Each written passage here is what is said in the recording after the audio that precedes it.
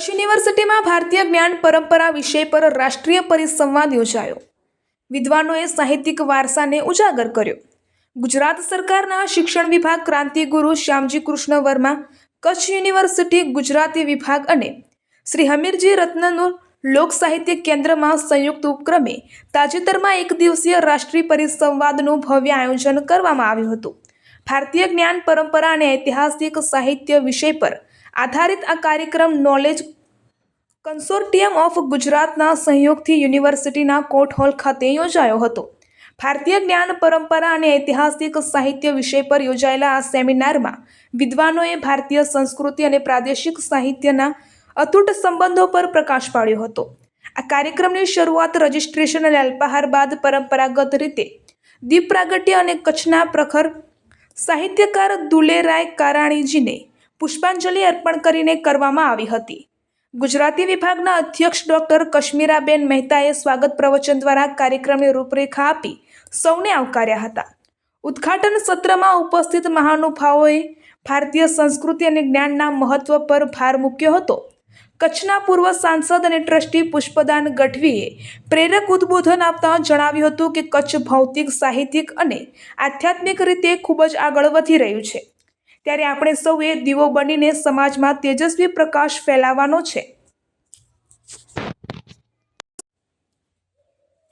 આ તકે કચ્છ મોરબીના સાંસદ વિનોદભાઈ ચાવડાએ ભારતીય જ્ઞાન પરંપરાને એક અફાટ દરિયો ગણાવતા કહ્યું હતું કે આપણો સાહિત્યિક વારસો આપણને સ્વયંભૂ મળેલો છે અને તેને જાળવવા માટે સરકાર પણ સતત પ્રયત્નશીલ છે।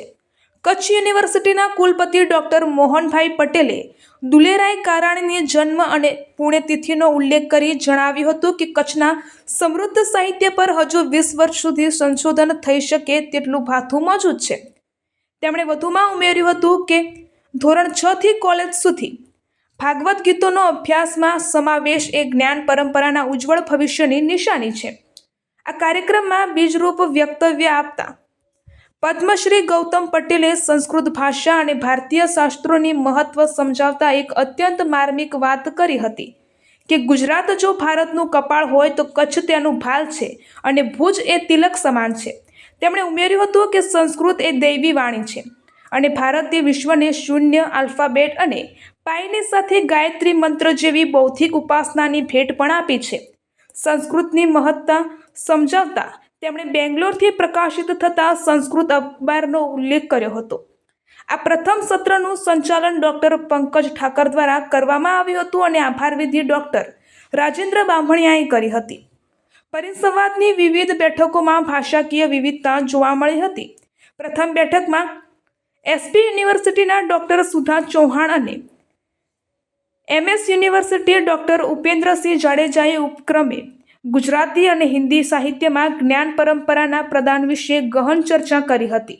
પ્રથમ બેઠકનું સંચાલન નીલુબેન ગોહિલ અને અંજનાબેન રામાનંદીએ કર્યું હતું। ભોજન બાદના સત્રમાં જાણીતા સાહિત્યકાર જંતી જોશી શબાબે કચ્છી લોકબોલીમાં પાની સબ મેં એક વિષય પર અનેક કવિ લેખકોના અવતરણો દ્વારા દિલની વાતો કરી શ્રોતાઓને મંત્રમુગ્ધ કર્યા હતા। તેમણે શાયરના અંદાજમાં કહ્યું હતું કે તમે કરજો પ્રેમની વાતો અને અમે કરીશું પ્રેમ। આ પંક્તિ સાથે તેમણે કચ્છી, સિંધી અને સંસ્કૃતના ઉદાહરણો ટાંકીને ભાષાકીય વિવિધતામાં એકતાનો સંદેશ આપ્યો હતો। બીજી બેઠકનું સંચાલન ડોક્ટર ચૈતાલીબેન ઠક્કરે કર્યું હતું। સમાપન સત્રમાં શ્રી કાનજીભાઈ મહેશ્વરીએ મામાઈ દેવીની વાણી અને ભારતીય જ્ઞાન પરંપરા પર પોતાના અનુભવો રજૂ કર્યા હતા। સમાપન સત્રનું સંચાલન ડોક્ટર મેહુલ પટેલે કર્યું હતું।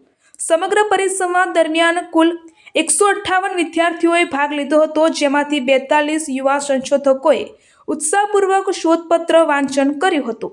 આ સમગ્ર અહેવાલ ડોક્ટર રમઝાન હસણિયાએ રજૂ કર્યો હતો અને સંચાલન ડોક્ટર હિનાબેન ગંગર અને ડોક્ટર ફાલ્ગુનીબેન પોમલ દ્વારા કરવામાં આવ્યું હતું।